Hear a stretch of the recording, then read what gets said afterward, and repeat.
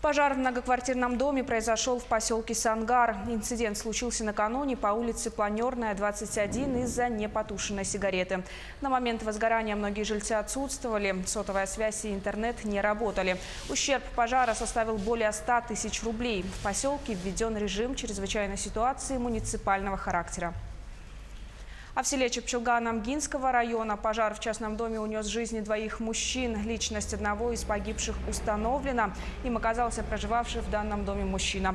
Личность второго погибшего устанавливается. Следователи организовали по данному факту проведение процессуальной проверки, в рамках которой будет проведена пожарно-техническая экспертиза для установления причины возгорания.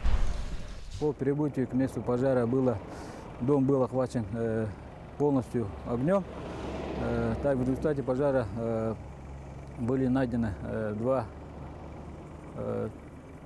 трупа.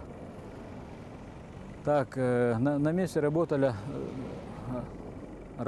два автоцистерны и 11 человек личного состава, включая один. Так, личность погибших устанавливается.